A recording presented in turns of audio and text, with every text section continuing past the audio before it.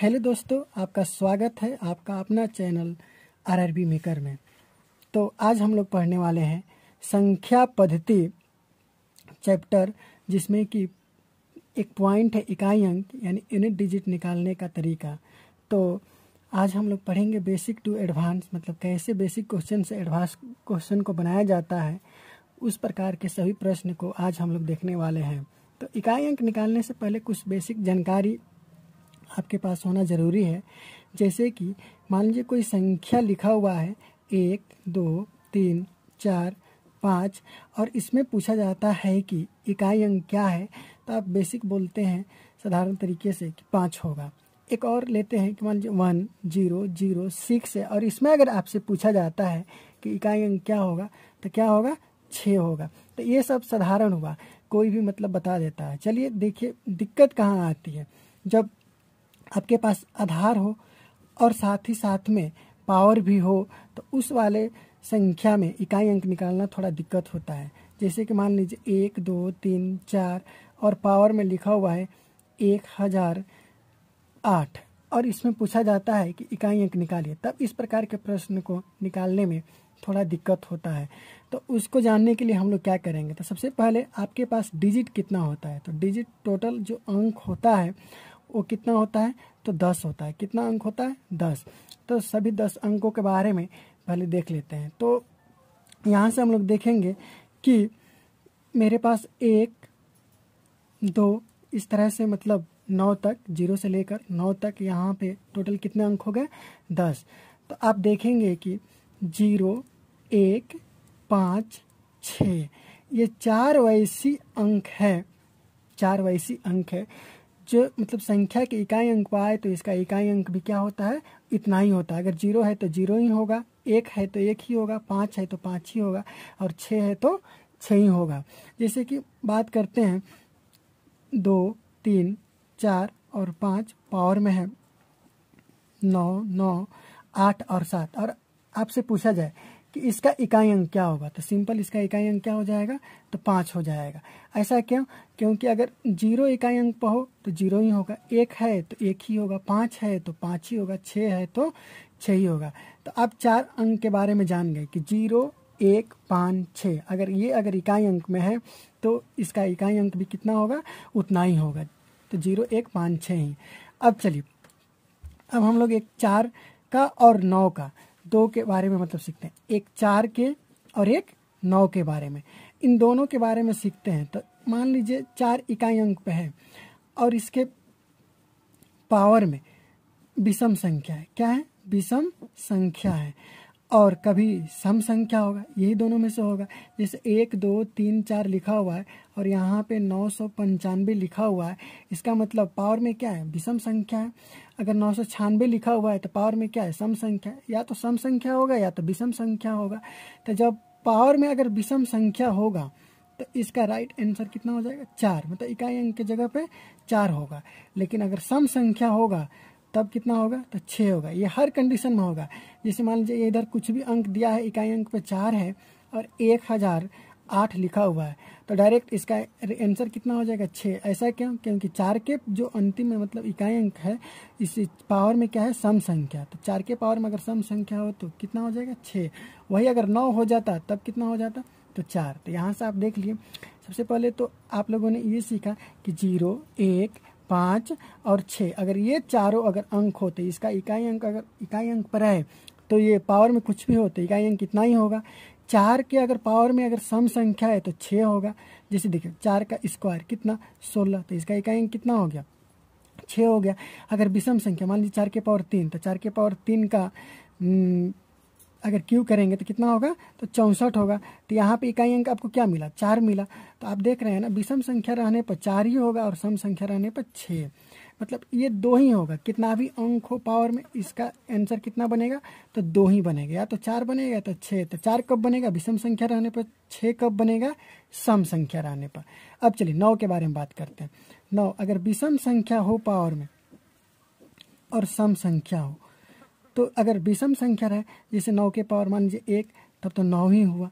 अगर मान लीजिए 9 के पावर 2, तो 9 के स्क्वायर कितना होगा, 81, तब उस कंडीशन में इकाई अंक कितना होगा, 1। तो विषम संख्या रहने पर हमेशा 9 का 9 ही बनेगा और सम संख्या रहने पर हमेशा कितना बनेगा, तो 1 बनेगा।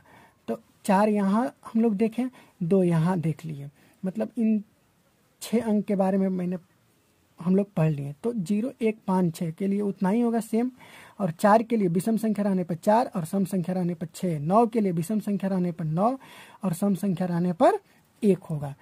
अब चलिए आगे बाकी के जो मतलब संख्या बचा हुआ है, तो कौन कौन बचा है, तो अभी 3 बचा है, इसके बाद क्या बचा है, 7 बचा है, 8 बचा है, और क्या बचा है, तो 2 बचा है।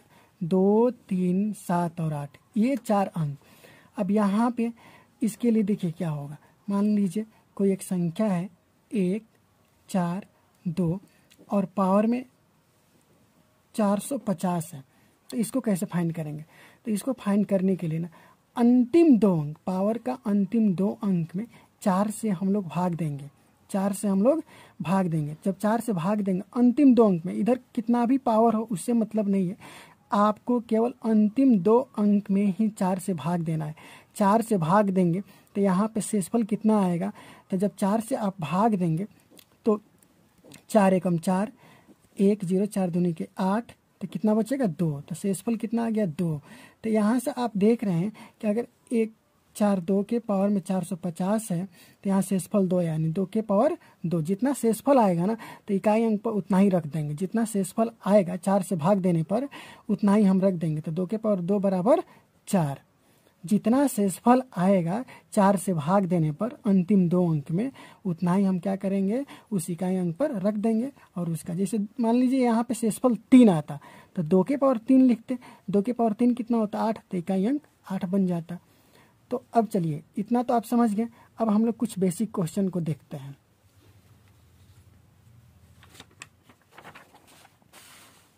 तो देखिए ये पहला क्वेश्चन क्या है, 4 के पावर 73 है, 4 के पावर 74 के परिणाम का इकाई अंक ज्ञात करना है। बहुत ही सिंपल। तो ये 4 के पावर विषम संख्या है, तो विषम संख्या है तो ये तो 4 ही हो जाएगा इसका इकाई अंक। इसके बाद 4 के पावर ये सम संख्या है तो इसका इकाई अंक कितना हो जाएगा, 6 हो जाएगा। दोनों को जोड़ देंगे, 6 4 10, तो इकाई अंक मेरा क्या बन गया 0। तो यहाँ पे राइट आंसर इकाई अंक कितना हो गया, तो 0, ये आंसर हो गया। चलिए दूसरा क्वेश्चन देखते हैं। 9 के पावर 124, 4 के पावर 123, 9 के पावर में क्या है, तो सम संख्या है। जब 9 के पावर में सम संख्या होता है तो देख लीजिए 9 के पावर में 2 भी रख के आप देख सकते हैं, तो यहाँ पे इसका इकाई अंक क्या होगा 1, अगर सम संख्या रहे तो 1 होगा।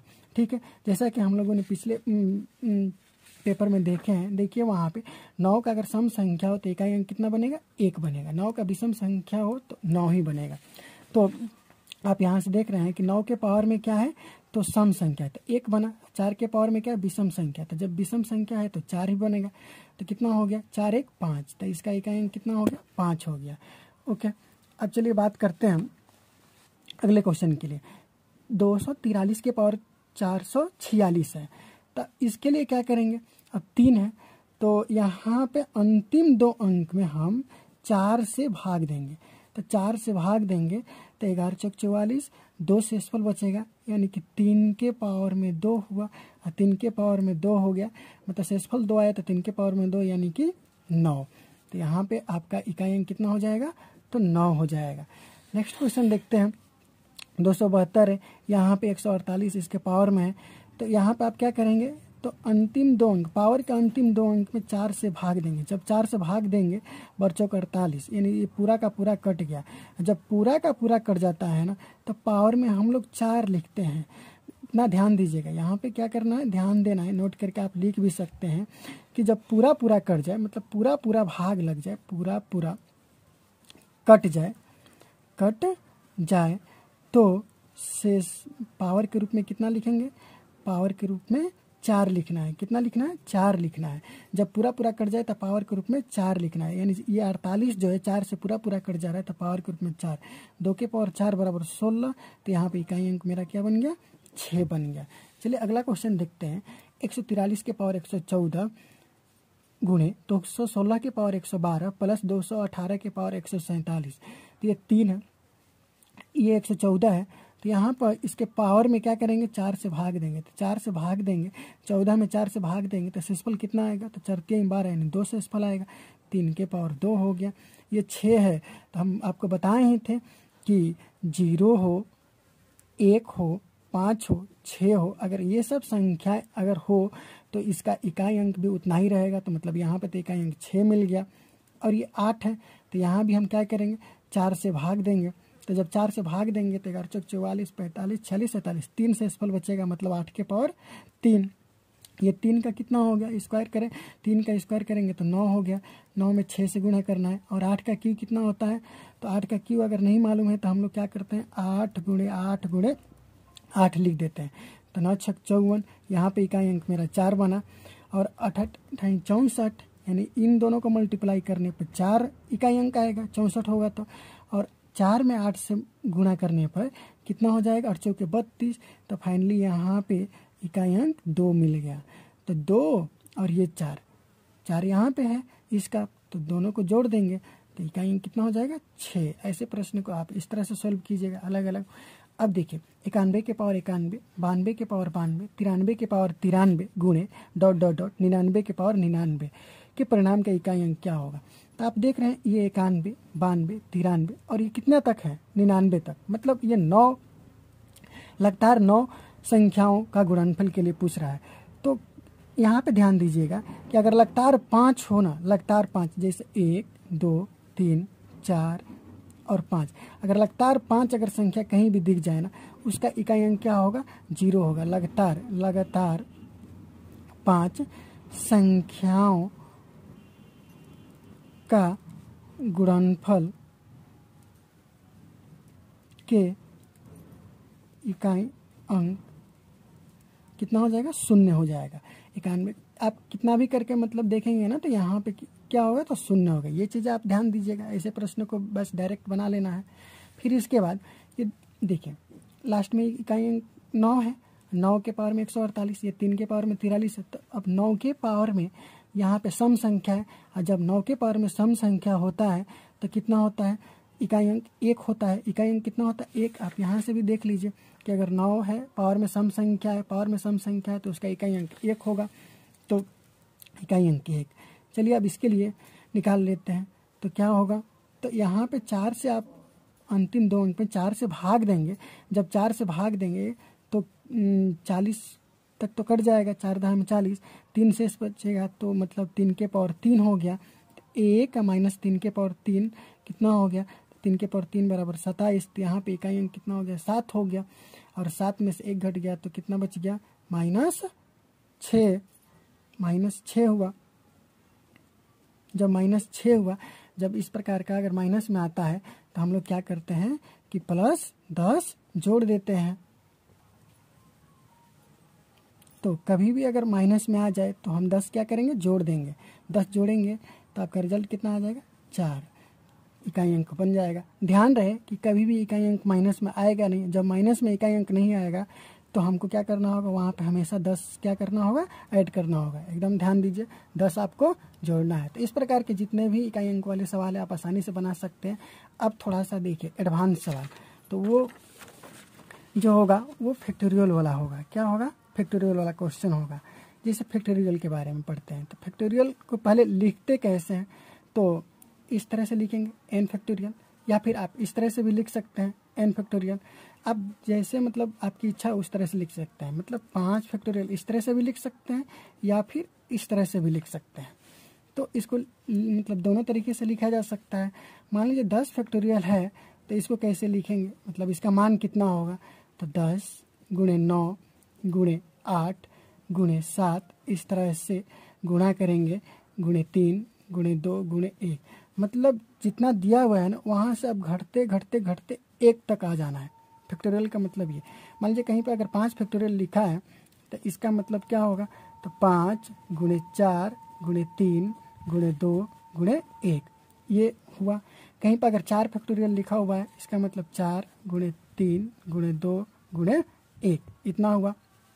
देखिए इस प्रकार के क्वेश्चन मतलब जब आ जाए प्रश्न आपके एग्जाम में, तो कैसे बनाना है, 274 के पावर 9 फैक्टोरियल है, कितना 9 फैक्टोरियल है, तो इसके परिणाम का इकाई अंक क्या होगा। तो अब आप सोच रहे हैं कि 274 है, फिर 9 फैक्टोरियल है, तो इसको लिखेंगे 9 गुणे 8 गुणे 7, इस तरह से मतलब लिखेंगे तो 4 गुणे 3 गुणे 2 गुणे 1 ये लिखेंगे। तो अब इतना लिखेंगे तो अब देखिए, अब इतना को तो डिवाइड करना थोड़ा मतलब गुणा करके गुणा करेंगे तो बहुत सारा टाइम लग जाएगा। तो हम क्या करेंगे, 4 से हमको पावर में डिवाइड करना है, तो 4 से ये 4 कट जाएगा, मतलब यहाँ पे आपको शेषफल कितना मिलेगा, 0। शेषफल कितना मिलेगा, 0। जब भी इस प्रकार का प्रश्न मिले और 4 से अधिक होना तो वहाँ पे शेषफल क्या मिलेगा, हमेशा 0 ही मिलेगा। तो आप 4 के पावर में 0 लिखेंगे तो कभी तो शेषफल अगर 0 होने पर हम लोग जब पूरा पूरा कट जाता है तो क्या करते हैं, 0 नहीं लिखते हैं, उसकी जगह पर क्या लिखते हैं, 4 लिखते हैं। तो पावर में मेरा क्या होगा, 4 होगा। अभी पीछे मतलब हम लोगों ने देखा है कि एक क्वेश्चन में अगर वो 4 से कट जा रहा था पूरा पूरा, तो यहाँ पे शेषफल 0, शेषफल जब 0 होगा तो पावर में कितना लिखेंगे, 4 लिखेंगे। और जब पावर में 4 लिखेंगे तो 4 के पावर 4, तो 4 गुणे 4 गुणे 4 गुणे 4। अब यहाँ से भी मल्टीप्लाई कर सकते हैं, 4 चौके 16, तो यहाँ पे 6 बना, ये भी 4 चौके 16, 6 बना। और फिर 4 से मल्टीप्लाई करेंगे, या फिर सिंपल जानेंगे कि 4 है और पावर में सम संख्या है, तब इसका इकाई अंक कितना होगा, 6 होगा। 4 है और पावर में सम संख्या है तो इसका इकाई अंक क्या होगा, तो 6 होगा। तो इस प्रकार से आप बना सकते हैं। दूसरा क्वेश्चन है 1 factorial plus 2 factorial 3 factorial 4 factorial dot dot dot इस तरह से 100 फैक्टोरियल है, तो इसके परिणाम का अंक क्या होगा। तो अब यहाँ से 1 फैक्टोरियल का मान तो 1 होगा, 2 फैक्टोरियल का 2 गुणे 1 होगा, 3 फैक्टोरियल का 3 गुणे 2 गुणे 1 होगा, 4 फैक्टोरियल का 4 गुणे 3 गुणे 2 गुणे 1 होगा, 5 फैक्टोरियल कितना होगा, तो 5 गुणे 4 गुणे 3 गुणे 2 गुणे 1। 6 फैक्टोरियल का इस तरह से आप लिखेंगे, फिर 7 का लिखेंगे।